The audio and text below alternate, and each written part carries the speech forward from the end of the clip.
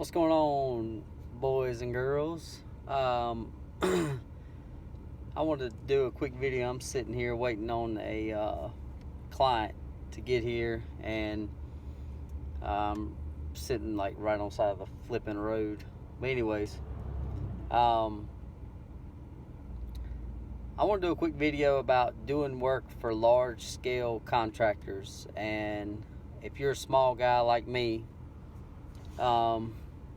you want to make sure you protect yourself when bidding these jobs. And I guess what I mean by that is I had a contract job. It's been quite a while back, for a company, and they were supposed to move a silt fence so I could get in, do the work, and get out. But when I went and looked at the job, this company had basically hired me to do the forestry mulching, to pick up a silt fence and to move it back, because they had come up with something else for the plans, and they were going to move the silt fence. They had to get it moved. It was kind of a timely restraint type deal. But anyways, so I bid the job. In my mind, I bid it because I had the project manager with me. So I bid the job knowing the silt fence was not going to be in my way. And that being said, I bid the job in my mind to think that, okay, when I come and when I start this job, this silt fence will not be here. They'll pull it up, let me do the job, and start putting in the new one. That was the plan. Well, and this isn't a big deal. Like, I didn't lose out, and I'm not bashing anyone, but I'm just telling you what to look out for, because I probably could have priced the job higher if I would have known that the silt fence was not going to be removed like they said it was going to be removed. So basically, I had got there that morning to start the job, and I noticed the silt fence was still there. So I talked to the superintendent over the job, and the superintendent basically had said that, yeah, they're coming to move it. But I mean, I'm there, I'm ready to work, I'm on a time schedule myself. But let me just give you a little piece of advice, and some of the veterans that watch these videos will know, big companies don't care about you. They don't care about your time restraint. You're on their time, and it's either you accept it, you do work for them, or you do not. It's not hard to figure it out. And basically, when I got there, I started the job. The silt fence was in my damn way all flipping day. It was in my way. I had to work around it, and I never, it was aggravating, but I was able to do it, get the job done, and do and satisfy the client. And that's what we're all in the service industry business for, is to satisfy the client. However, when you're bidding a job,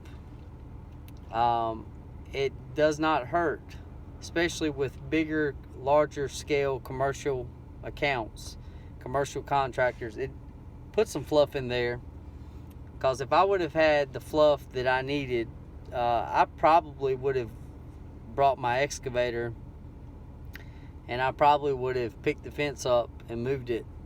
I would have just took the fence down. And some people probably be like, why was it in the way? Well, you don't understand. It was here, and this was flat ground where they had already, half of it was underground. There's T-posts sticking up everywhere, but this other side of the silt fence was straight downhill. So my initial thought process was, when I mulched this property, was to go down the hill, kind of down the hill back and forth, and I could have got it done a lot faster. Instead, I had to go around the silt fence and go up the hill to the silt fence without tearing my damn head all to pieces. So it's just food for thought. It's just things to think about. I mean, there's so many different things that we can all sit and think about. And yes, it was my fault that I didn't add the fluff for the situation that was at hand. So, I mean, I could have added in a little bit more expense for the time it took, but it all worked out. I made money. It's all good. But it's just things like that, little things can affect your jobs and affect your productivity on the job. So, you know, when you're bidding a job, make sure you get all the T's crossed, I's dotted. Right now, I'm geared to start another job, and it's a 2-mile sewage outfall line, and basically that is a brand new through Virgin's timber and Virgin soil, and they don't want anything hauled out of there. So just think of how all the stuff that can go wrong in this job. I mean, I have to cross creeks, I have to do this, do that. So basically what I've done is I've got on my estimate for this particular job, it states that such and such company will be responsible for putting in a bridge so we can cross each creek. And I can provide that and I can do that, but they told me they would. But here's where they get you. They said they would, but will they? So you got to be careful, because if you do not put it on paper, you have nothing to stand up. A phone call is great, but a phone call is not validation enough to be able to say, well, here's what, we talked about this. It don't matter if you talked about it. What matters is it on that agreement that they passed through, stamped, signed, and said, okay, here's what we're going to do. Get it in writing.